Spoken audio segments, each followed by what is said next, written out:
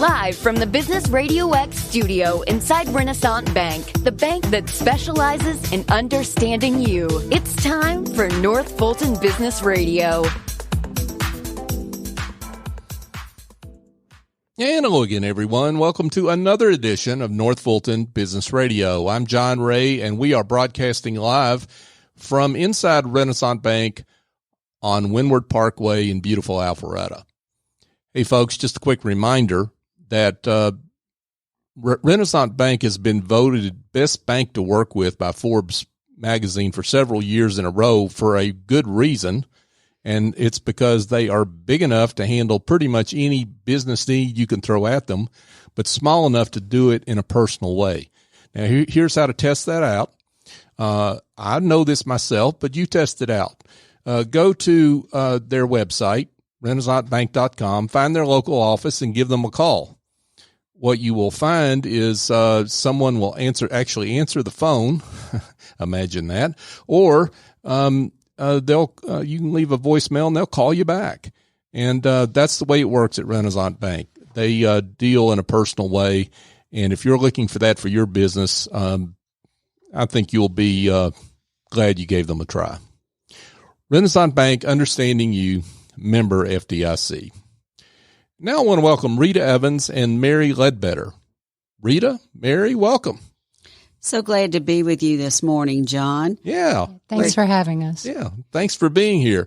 Now, we've got the two of you here today to talk about National Women's Equality Day here in 2021, which as we're doing this show here on the 26th of August, 2021, that's the day we're celebrating or commemorating.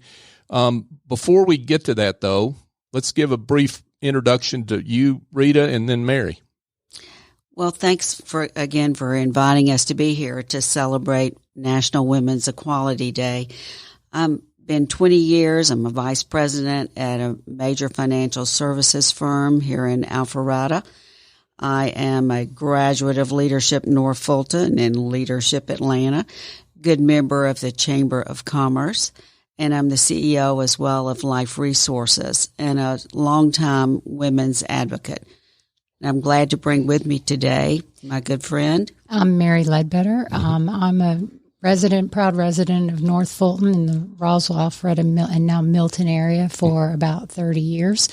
And I'm in technology. I work as a senior solution architecture for a large international technology company and called Click. Mm-hmm. And I'm a member of Women in Technology and, try to get involved where I can to try to keep things real. Awesome. So, two accomplished women business leaders to talk about National Women's Equality Day. For those that don't know what that means, Rita, explain it, please. Well, it is 101 years ago today that women actually got the right to vote with the 19th Amendment. And we have been celebrating that in those many years. It took from 1868 to then to get the right to vote as women. Mm-hmm. After the Civil War, race was no longer a barrier, race, religion to voting. However, gender was. So it took that long for women to get the right to vote of any color. And so we have been celebrating that, and we have lots of women in elected offices, mm-hmm. as well as women business owners. And as Renaissance Bank will tell you, with women's now able to get credit, because that was another thing that had to be accomplished, because we've never had an amendment that says that women are equal. There has been disparities that we've been trying to correct over the years, and we've done it through different laws, but laws can be repealed or changed. We've never done it in an amendment. So that has been the thing that has been the concern. And we can see that now as one political party goes in and out, then this law is repealed or changed or revoked. Sure. Absolutely. So why is it important, beyond just the right to vote, Mary, why is it important to talk about this day and what it signifies? Well, I think it's because a large number of the people in this country believe that, with the right to vote came all of the access and privilege that women needed to be able to be and stand on an equal footing with men, when in fact that just isn't the case. As Rita said, there have been spot laws that have passed to help women, keep them in business and try to keep them at a level. But the amendment to the Constitution that we would like to see passed with this grassroots campaign that we started in 2019 before COVID would make it a law that women had to be treated equally in terms of of pay and health care and all of those things where we still see such a great disparity. We had a really good time here in North Fulton back in November, actually on the 100th anniversary of this right to vote, where we had we honored a number of women from the Superior Court in Georgia to our representatives here in North Fulton, in Milton, Alpharetta, Roswell. And it was a great event, kind of get things going. But my biggest problem is just knowledge and visibility, that a lot of our young women today, I don't think, realize that there is no constitutional amendment that guarantees us any equality under the law. And that's what Rita and I are Rita's a spokesperson or a co-chair of the 38 Agree, which is the getting the 38th state to ratify this amendment that in 1970, I guess they brought it up for ratification, and we have been waiting to get that 38th state to ratify it in order to make it a common law. Yes, the history of that is most people think that the ERA passed. Right. If you ask anybody, well, it passed. And the ERA amendment, the law, wording and everything is like 32 words, was passed in 1972, but it was not to become law until it was ratified by 38 states. It was given 7 years to pass. And in those 7 years, only 35 states voted to pass it. The biggest block was the Bible Belt, the Southeastern Conference, and I'm as a Baptist preacher's kids with two Baptist family members and a daughter and son-in-law as ordained ministers, I know all about the Bible Belt. Yeah. And this really wasn't in any opposition to that. It was just part of the politics of it. It didn't get passed. So they went back to the legislature and asked, this is the National Congress, and asked for an extension of the 7 years. And they got it till 1982. At that point, the Carters were in office for governor and first woman of Georgia. So Rosalynn did a lot to try to get the ERA passed. And it didn't pass. Kathy Steinberg and Eleanor Richardson were very active in that. And then there was a big gap. And then in 2017, Illinois passed. And then who beat us to the draw as being the 38th state was Virginia. So now we've had the 38 states ratify. It's outside of the deadline. And so today in Washington, there is a rally in front of the Supreme Court asking them to extend or acknowledge the amendment was ratified finally. We have had another amendment. It was the election campaign and voting yourself a raise that was passed that took almost 200 years before it was ratified by all the states. So we've got precedents there. So that's going on in Washington now. That's where the other co-chair is, 38 Agree for Georgia. So we won't be the 38th nor the 39th. We could possibly be the 40th. Gotcha. Gotcha. Folks, Rita Evans and Mary Ledbetter are with us, and we're here chatting about National Women's Equality Day 2021. So that's great background. And I want to get to the business side of this, and then we'll talk about some other aspects about women's equality or inequality, better said. Let's talk about now. One of the things I guess maybe that we can come at this from is how the pandemic has exposed a lot of fissures in our society, and one of them relates to women in business, both as employees and as business owners. Mary, why don't you chat about that a little bit first? Well, I think that, the disparity in business, I work in an industry where it's predominantly male, just by, I don't want to say by definition, but it just seems to have worked out that there are many fewer women in our business. And when we were not in a pandemic situation, I think women were making strides just by being present, by having their voices heard, by being in the room and being part of the conversation. And with the pandemic and people working from home, a lot of my peers, a lot of women have had to obviously take the step back where they're working from home, because that's what we've been doing for the last year. Right.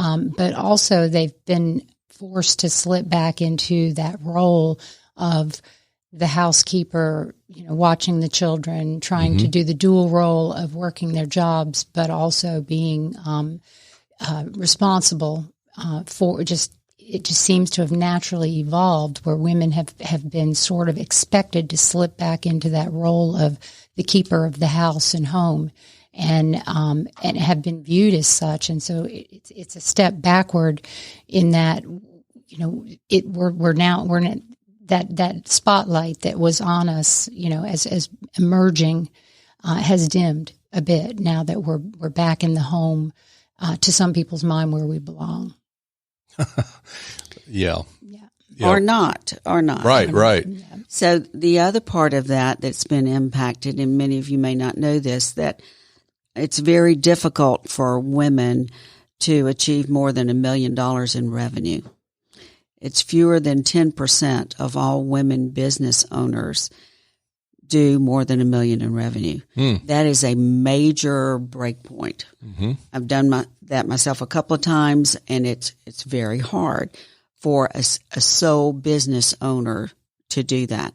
And so what's happened is, because of the caregiving responsibilities and because of things like overhead, the majority of home-based businesses are run by women.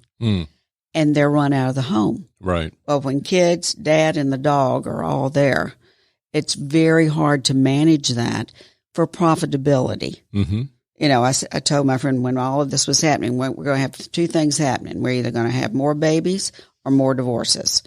And we've got some good support at Atlanta Divorce Law and others. And so they've noticed the uptick as well. For sure. But what we're seeing is that has put us back, according to some of the demographics that I have seen, it's put us back 10 years. We had gotten up to women making 82 cents on the same dollar that men make. It takes us to April the 18th every year, not to pay taxes, but for me to catch up with what you made last year doing the same job. Wow. Okay. And women have a tendency, especially, and I'm going to speak to this as a girl raised in the South. Okay. Okay. I'm a true grit. Yep. Okay. Is that what we do is that we were not taught to boast upon ourselves, to rooster like guys do. Right. We were taught to serve. That's a very good Southern Baptist thing to do. Okay. And so you just serve and serve and serve and expect to get noticed. What happens is when you serve and serve and serve is that you get more work. And we haven't been taught to ask. There's a book written that's very good for women business owners to look at, or women in corporate. It's called Women Don't Ask. And so we must go forward and ask and you ask at the point of entry. If you're trying to get a job, don't take the lowest pay. You're saying, I'd like to come and work for you for X amount. This is what I need for my family. Just like a guy would do. Mm-hmm. And we feel the need to demonstrate competence. For my position, I have over 12 different certifications and licenses, more than anybody else in our region for my job. That's what women would do. We demonstrate the competence first, not fake it till you make it. Right. Which has more to do with gender differences, those kinds of things.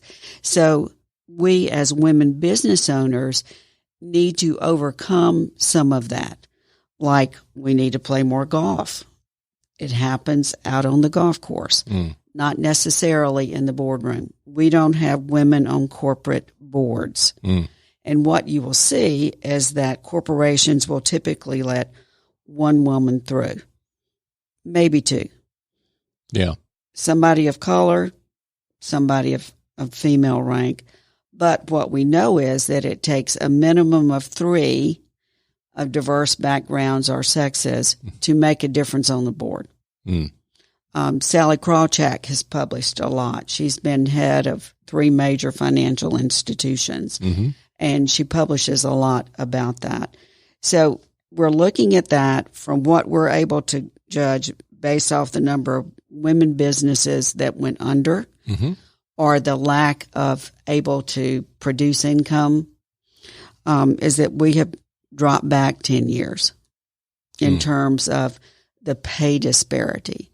So I know that that business owners all across North Fulton are looking for employees. Right. I don't care if it's fast food or IT or healthcare. They're looking for women they're looking for women employees. So if business owners can step up and look at the pay across their own company and see if there's any disparity, and offer that to women, or offer a bonus, a signing bonus, something like that, to get women back in the workforce, back through the door. They may be having to pay extra for childcare if the school closes for a week or two. You don't want them out of the office. Sure. Or you want to look at hiring a company like Mary's, that'll give you in-home technology so that you can continue to work from home rather than not working at all. Also to look at healthcare benefits. Women make 98% of all healthcare decisions. So if you're a healthcare business owner, you want to have marketing, all this kind of thing that appeals to women because that's who's making the healthcare decisions. They also spend about 77% of all retail sales. So all you marketing gurus out there, and you got to appeal to women. Right. By death and divorce, they end up with the money. Right. Sure. Rita Evans and Mary Ledbetter are with us, folks, and we're talking about National Women's Equality Day here in 2021 and some of the issues surrounding that. So I guess let's talk to businesses that want to make a difference. You mentioned a few ideas, Rita, but in terms of hiring, but let's talk about, I guess, maybe what that workplace looks like and what employers ought to think about as they look at their workforce and trying to make that more diverse and the benefits of making that more diverse. Well, I think that, and this is proven by research, that the stock price of companies that have diverse boards is more stable than other stock prices. So one, it helps solidify the value of your business. That's important. You don't want what you worked all your life for to be flopping around because you haven't been inclusive of that. Now, to be inclusive just for the sake of being inclusive, is it a poster or is it through the culture? You get better decision making, those different kinds of things. But what I have seen is that, one, you have a work from home option. Okay. We've seen that it works, that people can be productive. I also have seen where it can be abused, where somebody's working 2 jobs instead of 1. Mm-hmm. You know, it's better to slack and have 2 paychecks than bust it for one that doesn't reward you. Right. So I would be looking at that. I have a good friend that owns a law firm, and she hires what she calls mommy lawyers. And they are women attorneys that are very well learned, well respected in the community, that decide to have kids, and they want to work school hours. So she is employing them in a way so that they can have more time at home, more work-life balance. And I think one of the benefits of COVID is that families either really got better and stronger or much weaker. And you saw that across the board. There was nobody that was just, okay, it was like, I forgot what it was like to be home, being around the kids. Kids are either thriving or striving, trying to keep up. And I think so if we can be more creative in our workplace solutions, possibly with the hours. We were getting into that before we got some really good DOT people in Georgia and had some good road stuff going on with 400 and some others and the extra lanes and things with work hours. Uh-huh. You know, you can go in at 7 and get off at 3, or you can go in at 10 and get off at 6. So I think the flexible work hours would be really helpful. Could you throw in some Saturdays, you know, so that when maybe daddy's home, mama can work, those kinds of things that would be more creative in terms of that, as well as perhaps, and I'm very aware that insurance, because of COVID and all the death benefits and things that have happened, has gone up in price. Mm-hmm. Well, we as business owners are, you know, we want to provide for employees, but it costs. So can you have more of a smorgasbord of benefits for healthcare so that if I want, you know, to pick my own provider and have all this extra added protection, better mental health coverage, better this, better that I can opt into that, or I can, you know, use a high risk plan. So offer employees more of a smorgasbord of healthcare benefits would draw in more women, perhaps, or give them a choice. Sure. One of the things you would think, let's put it like that companies would have learned in the pandemic is maybe they're able to be more flexible with working than what they thought before. And some of them are trying to put the genie back in the bottle at this point in terms of the inflexibility of, we want you to come into the office at certain times and all that kind of stuff. So there's John's small editorial. Sorry about that. So, amen. Yeah. That's right. So, Mary, extend on what Rita was talking about, just in terms of maybe talk to women that are in fields like technology, that they're trying to move up, and they're trying to put their best foot forward and grow in their companies and in their industry. What advice would you give them? I think that women have something really valuable that they don't share very often, which is their point of view. As Rita said, a lot of times, particularly in the South, but I suspect that it's much more prevalent than that. Women have not been raised or encouraged to, promote and expound on their point of view on things. And it's often different, but in a good way from what you would get from male or, other types of employees, being all inclusive here. But women are not encouraged to share their point of view, for the very fact that it could, bring enlightenment or help companies to be more flexible or to look at things differently.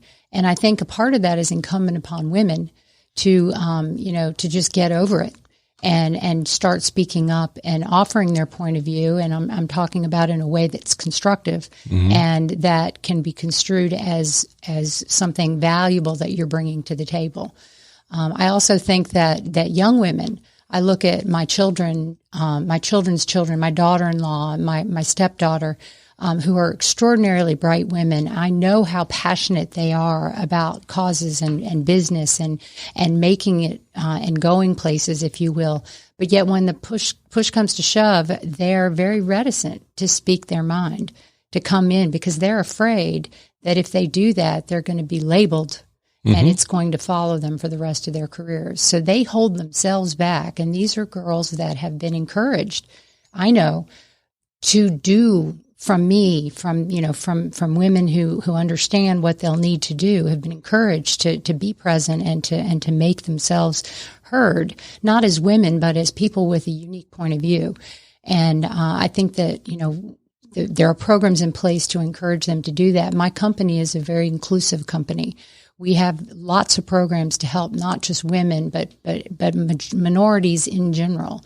We've got, resource groups for just about any, I'm not going to call out any one particular minority group, but there's a whole bunch of them that go beyond race or gender. And my company's working very hard to make sure that those people have a voice. But I think we're special in that. I think a lot of companies have a long way to go in order to be able to recognize the diversity that they have amongst themselves that they're not taking advantage of. I think especially in like sales, yes. You may be in financial services or technology or whatever, and that's the content of the conversation. And John, you're a pro of this. It's really a relationship business. Yeah, for sure. You've got that. And so what I've noticed and what I've experienced in my healthcare career and in my financial services career is that when you give like bonus incentives and trips and things like that, or if you want a motivational speaker for your company, I can't tell you except that 90% of the time it will be a sports person or a sports analogy to motivate you. Yeah. Okay. Right. And that's great. But I will say go Dogs to the day I die. But I really never played football except for one powder puff game. And so if you want to perhaps use something else to motivate me other than sports, that would be one thing. So when you have other kinds of motivational speakers than a sports figure, and that when you give the awards, I have experienced, I went on a trip and my husband was able to go with me. And when we got ready to leave, we were presented with a photograph album of our trip. And I looked at the pictures and there was one picture of me seated beside my husband at dinner and the rest were of my husband. They automatically assumed, oh boy, that he was the recipient of the award. And when I would call in to an 800 number to help, they would say, well, who's the advisor? Okay. And I'm going like, it's me. The other thing is that, and there are books written on that. There's a book called I Can't Believe She Did That. We as women have got to quit bickering and being catty with each other and empowering each other. And that, to me, is one of the biggest things we can do. We've got male supporters, and I'm all about helping guys. I'll help guys all day long.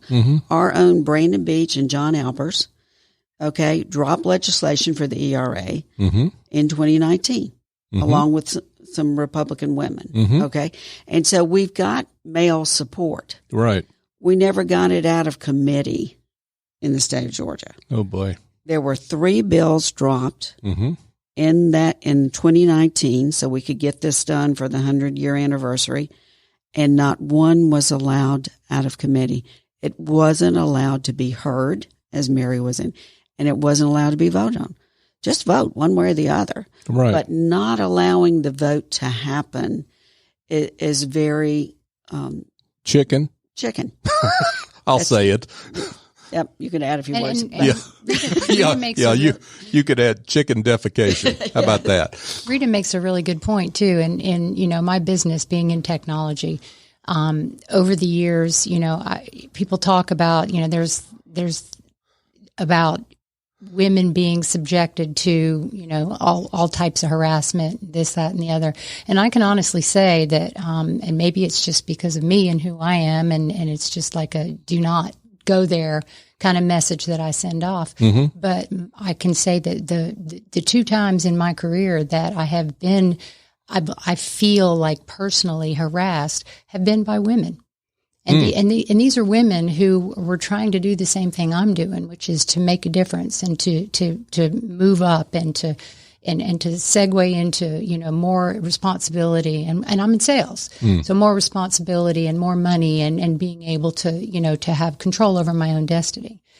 So as Rita said, I think women, one of the messages to women out there who may be listening today is to get out of the way of women who are trying to make a difference. You can stay out of the way of men too, because it's just a nice thing to do. But, I think that women should support each other. And I don't mean that in an inclusive, no one else allowed kind of way. But, but there is something to be said for, understanding that we're all in the same place. Yeah, and part of that with corporations in particular, they may gets back to letting, who is the designated woman or two in your office that's supposed to move up. And if it's not you, then it's like, but let's help everybody together, men and women. Men get the benefit of having worked with teams all along. Mm-hmm. And what you say, like if John, you were, the second vice president of this and you got promoted to CEO, you would go up and then you would bring the guys that you work with that you like along with you. Mm-hmm. And you'll see whole teams will move from one place to another just through chain of command. They've had the benefit of that. After Title IX, which said that women would get team exposure in the same amount of college athletics, money would be spent on women's athletics as men. Now you're seeing women come up with team experience. And so that's helping some, is that we can work together better. And we need more work on that and more inclusive of men and women of all different backgrounds. It just makes for a better soup. When you're having vegetable soup, you want some carrots, some potatoes, some butter beans, a little chickpeas, a few things like that, and some good stew meat. So you've got to have a mix, not all English peas. It just doesn't work. It doesn't taste right. Right. Yeah, you are a Southern girl, aren't you? Yes, you betcha. You just gave us a good recipe there. She didn't put there. the okra in there, but I was waiting for it. I love it. Okra's on my next time. There you go. Rita Evans and Mary Ledbetter, folks, have been with us today on North Fulton Business Radio talking about National Women's Equality Day and some of the issues around that. We talked mostly about business, and we were going to try to talk about some other issues, but we've kind of run out of time. But we'll just have to have you back and do that again, maybe. So, Rita and Mary, thank you so much for being with us. But before we let you go, let's get to the most important question. For those that want to be in touch and would like to talk to you more about how they can get involved or in some of the initiatives that you've discussed, how can they do that? Rita? If they would text, I want to help 38 Agree to 770-633-1544. That's 770-633-1544, or go to our website, 38 Agree. We'll be glad to get you involved and help make a difference. Awesome. And I think as importantly, it's always a good idea to keep in touch with with our Georgia legislature. The Georgia Secretary of State's office has got some information about the ERA on their website. And we won't be the 38th state, but it would be great for us to ratify this amendment. There's local, as Rita mentioned, our own Brandon Beach and John Alpers, our Georgia state senators. But there are women in that role, up here in North Fulton, specifically, Cumming, Johns Creek, et cetera. That you can contact their offices or the House of Representatives. There, find your local House of for your district, and make your voice heard in terms of where you want this thing to go. Awesome. Forward is good. Forward is good. Absolutely. Rita Evans, Mary Ledbetter. Wow, what a great conversation. Thanks so much for coming on. Thank you, John, and thanks to Renaissance Bank for hosting. Yeah, thank you. Take care. Yeah, thank you. Hey, folks, just a quick reminder that if you've got administrative tasks in your business that are dragging you down, if you're up at night doing your books, that's probably not a great way for you to spend your time as a business owner. I've got a suggestion that involves Office Angels. They've got Essie Escobedo is the chief executive angel over at Office Angels, and she's got a whole team of angels. And speaking of women that actually are working in alternative circumstances, Office Angels. Essie's got a team of talented, mostly women, who have to be at home with kids or maybe a loved one, taking care of a loved one, and are not able to have that full-time job, but they are extraordinarily talented. And what she does is she listens to what your problem is and picks one of those angels, and they fly in, get the job done, and fly out. And they do it on an ongoing or as-needed basis. And she's been doing this 21 years, and I know she does great work because I'm one of her customers. So, folks, call Essie, 770-442-9246. Explain what your problem is, and she'll be glad to help you, and she'll help your business like she helps mine. And just a quick reminder, we would love it if you would subscribe to North Fulton Business Radio. If you're able to give us a 5-star review, we would love that. It's not about me. It's not about Business RadioX. It's about our great guests like Rita and Mary who do great work, and their work deserves to be celebrated. If you could help us in that way, we'd appreciate it. So for my guest, Rita Evans and Mary Ledbetter, easy for me to say, I'm John Ray. Join us next time here on North Fulton Business Radio.